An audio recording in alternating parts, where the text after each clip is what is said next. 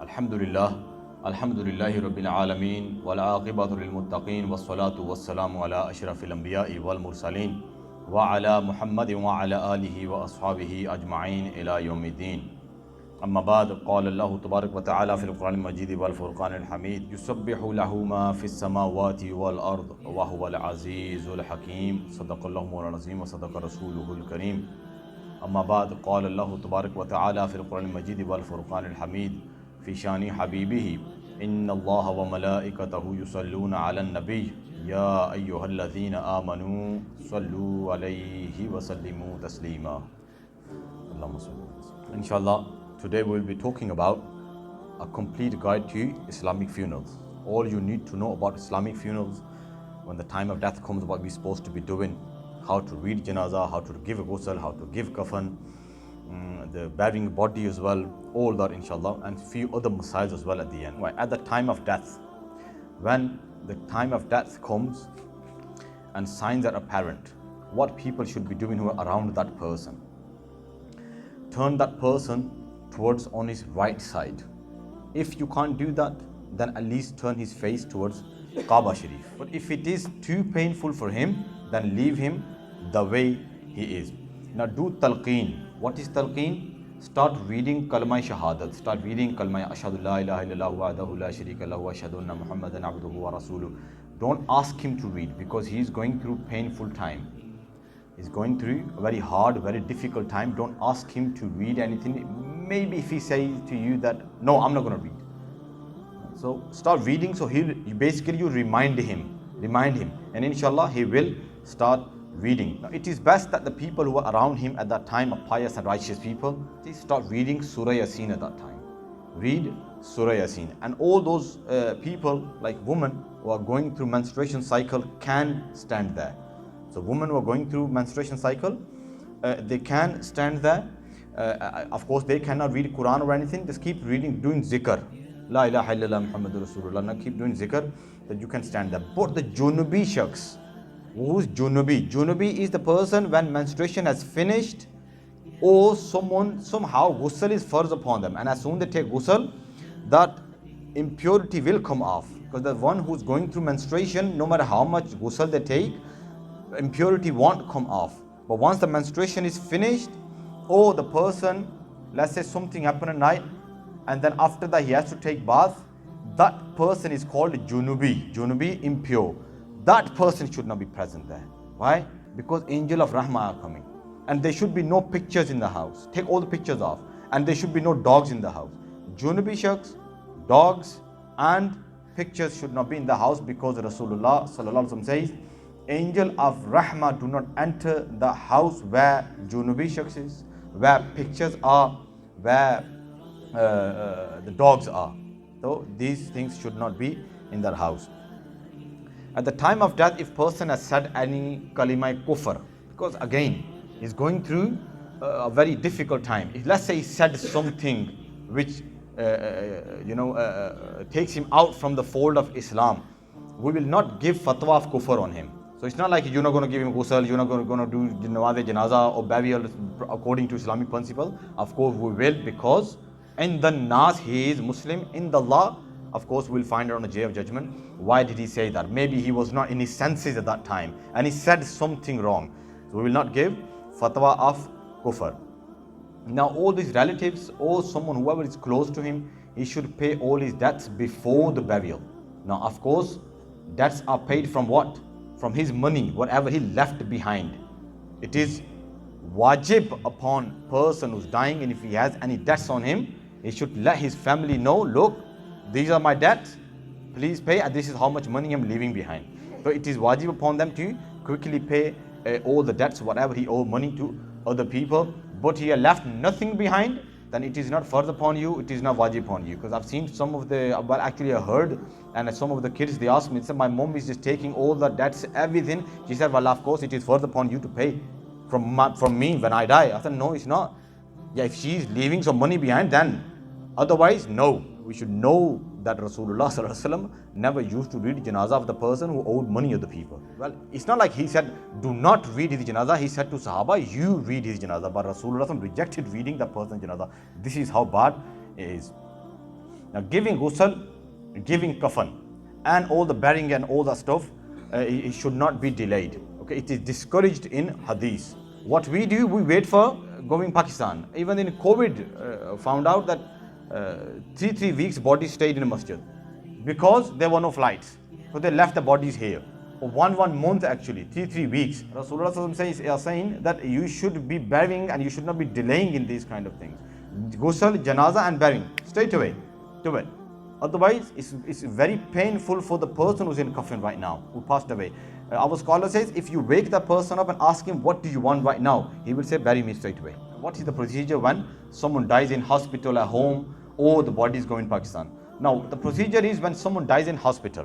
What they will do is, you ask doctor will give you medical cause of death. Then you take that certificate to registrar office of that area where he passed away. Not in your area, where the person passed away, no matter what town he is in, you have to take that medical death of cause to registrar office. This is when they will give you death certificate and burial order. That's a green form. It's called green form because its color is green. Then you bring that form to the funeral director. After that, they will take charge. They will, of course, do the ghusl. They will bring the body to the masjid. They will give bath and they will do the janaza.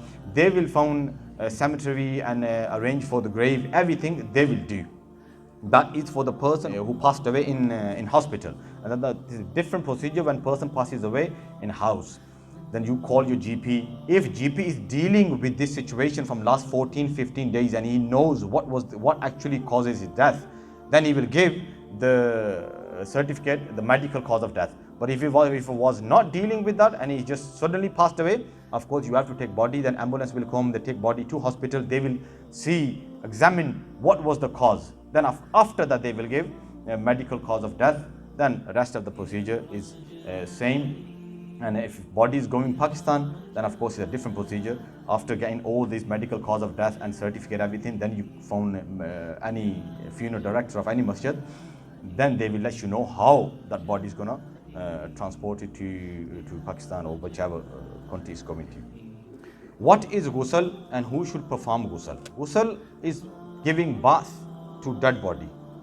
Giving bath to dead body is called ghusl. Now ghusl is farz-e kifaya. Farz-e kifaya means some people of the community have given bath to dead body, that this obligation is fulfilled by all the people who live in that community. But if no one gave ghusl to the dead body, then of course every single person who knows the person passed away and he needs ghusl, they will become sinful and sin will be on their head. An adult male should be given ghusl by his father, son or brother. So it's not like you think that no funeral director or the masjid people, they should be giving ghusl. No, at least 1 or 2 people from the family, they should be coming here. They should be learning, they should be doing that. They should be giving ghusl to their father. So for male, it should be his son, it should be his father, it should be his children or brother. And for female, it should be given by her mother, sister, daughter. But if these old people are not there, then anyone from near family can carry out this procedure. And if none of them are there from near family, then anyone who's experienced and pious person can give ghusl. Of course, male for male and female for female. If a male passes away and there are no male to give ghusl to him, then no other woman besides his wife is permitted to give ghusl. So if male passed away, no one can, and there are no males there, no men are there, then no one can give ghusl to that male other than his wife. So wife can give ghusl to her husband. And if a woman passes away, opposite, if a woman passes away, and if there are no ladies to perform the ghusl, then the husband cannot perform ghusl. He cannot give ghusl to his wife. Okay, so husband cannot give ghusl to his wife. What you can do, now you have to give her tayammum. Okay, so if there are no ladies and there is no husband, then tayammum will be done to the body. And if there are no ladies and there is husband there, still tayammum will be given to the body. A child who has not reached the age of puberty, male or female, may be given ghusl by an adult male or female if a member of the same gender is not available. Now, what is the procedure of preparing the body before giving ghusl? How you prepare the body? Of course, if you have any questions right now, don't take no questions. It's Jummah time. If you have questions after that, you can come to me and you can ask me, like what to do at this point, what to do at this point, what to do at this point. A bench or stand or platform, right, which the ghusl will be carried out must be washed and cleaned. So before you place the body on the platform, it should be washed, it should be cleaned. During ghusl, it is permissible to place the body in one of the following two positions. So these are the two positions you can put body that is permissible. Having the legs facing towards Qibla, having the legs facing towards Qibla, or having the face towards the Qibla. So legs that side and face towards the Qibla. But anyway, whichever position is convenient is permissible. But doing face towards Qibla, that is a better way. Now, hair of the head, beard, or any other part of the body must not be cut. People start doing that. That they start cutting his hair, they start making his shave, they start cutting his nails. You cannot take nothing from that body, no matter how long his nail was, no matter how long his beard was, no matter where hair, all over the body, you cannot cut no hair.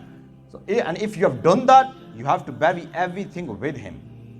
Because everything, when he died, every single thing on his body belonged to Allah subhanahu wa ta'ala. He had to go in the grave with him. So if you have taken something from it, or trimmed or anything, you should not be combed as well.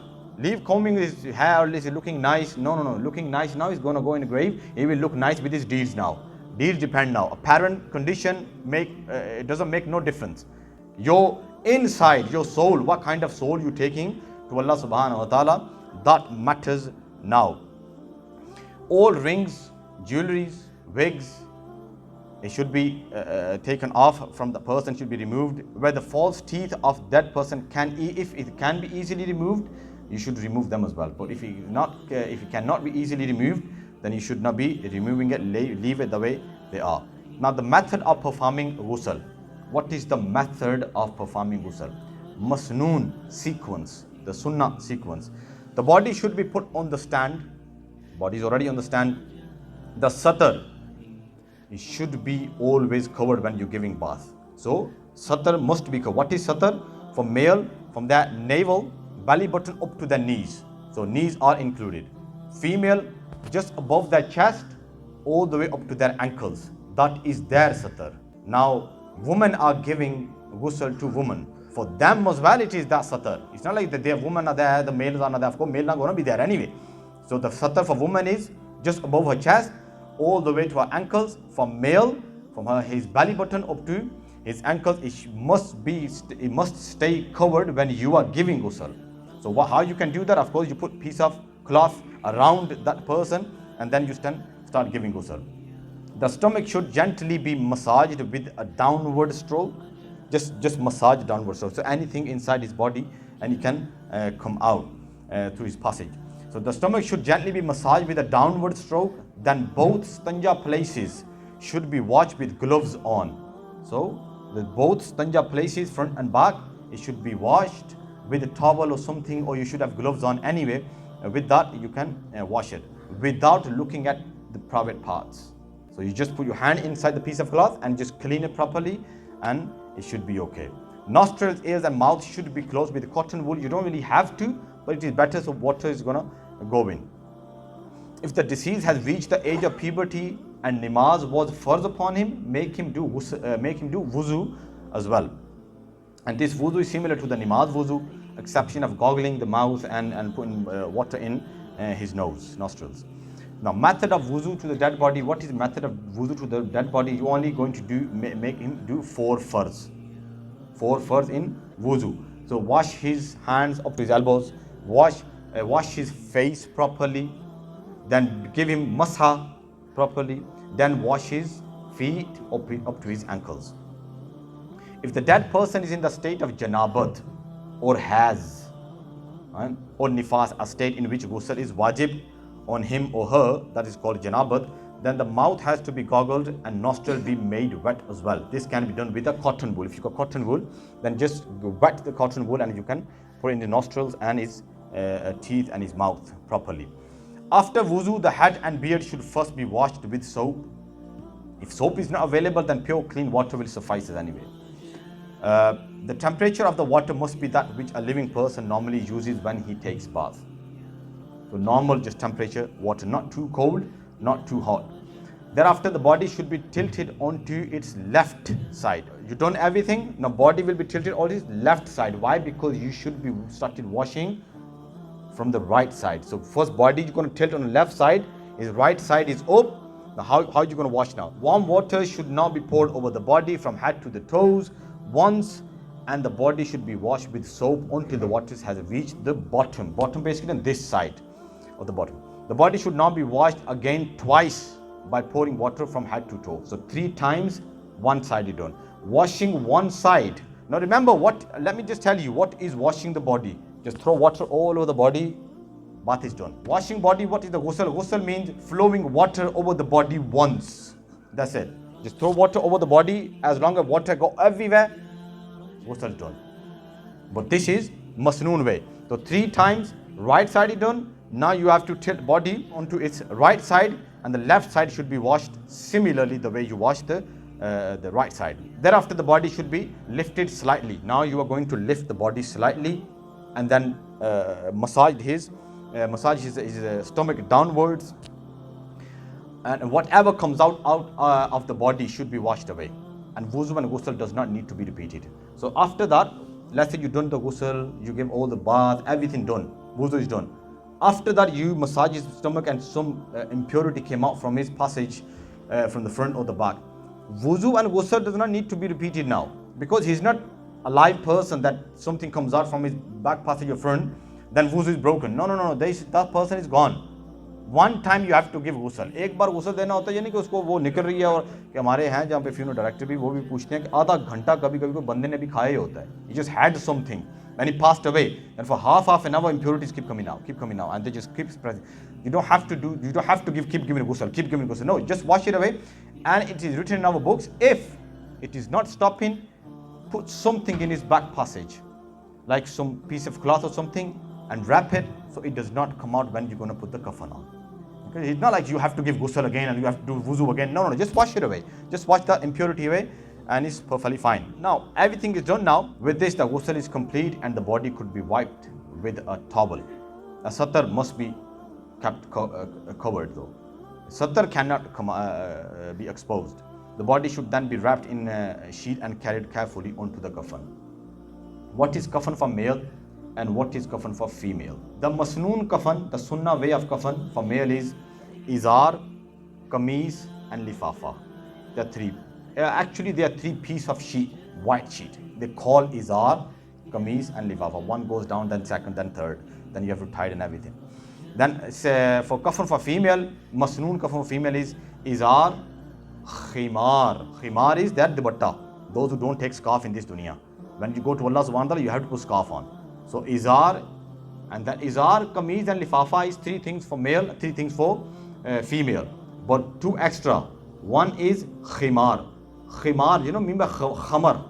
Khamar means alcohol. Khamar, what covers all over your body. You don't even know what you are doing. That's why khimar calls a khimar, because it covers your body, covers you completely. That's why dupatta, scarf calls a khimar. So they should have khimar. That's the 4th part. 4th piece of cloth is khimar. And 5th, sina band. It covers her chest all over, from chest up to her private parts. So all that must be covered. So this is the 5 kafan for female is izar, khimar, kameez, lifafa and sina band. What to do after the kafan? Rasulullah said, if a person passes away, hasten him to his grave and do not keep him away. The janazah namaz should be arranged quickly and the mayyat should be buried in the nearest Muslim qabristan. Now there are some important masail to know. It is only permissible for mahram woman of the deceased male to see his face. So only mahram woman can see mahram male. So only mahram woman. Who are they? Sisters, mothers and wife as well. And of course daughters, and it goes on, khala. And similarly, only the mahram males should view the face of the deceased female. Only mahram males. They are her husband can see the face. And people say, no, husband can. Puri dunya dekh rahi hoti hai. Khamad ko side pe khada kiya hota hai. Puri dunya uska muh dekh rahi hoti hai. Mard sare dekh rahe hain. Khamad nahi dekh sakta. Husband can see his wife's face. Yeah, he cannot touch his wife. That much nikah is broken. Otherwise, it's not like he's not her husband and she's not his wife. He can see face, but he cannot touch body without anything in between. He can lower his wife's body as well in the grave without touching the body, with the holding the piece of the sheet. In both cases of a male and female mayyat, the face of the deceased should not be kept open after the coffin is put on and you going towards now janaza place. How the janaza should be carried out, we'll inshallah start from here next week, how the janaza should be carried out, and then the makruh time for janaza, then method of janaza inshallah we'll talk about. The next is late comers to the janaza namaz, how they should join namaz, 1 or 2 takbirats are gone, how we will carry on with once imams have made salam, how we should complete our namaz, how the cover should be filled and shaped, like people are there and everyone is using their own technique. I will inshallah talk about how we should be behaving when we are there, when people are burying the body. Visiting the qabristan, can we visit qabristan? Can female go, can male go? What to read when entering the qabristan, and period of iddat, what is iddat for woman whose husband has passed away, and few noteworthy masail. And then janaza for the one who committed suicide, can we do his janaza? And then 2 qiraat reward, we'll talk about the person who reads janaza and goes to the graveyard, how much reward he can get. Jazakallahu khair, wa ma alayna illa al-balagh al-mubin.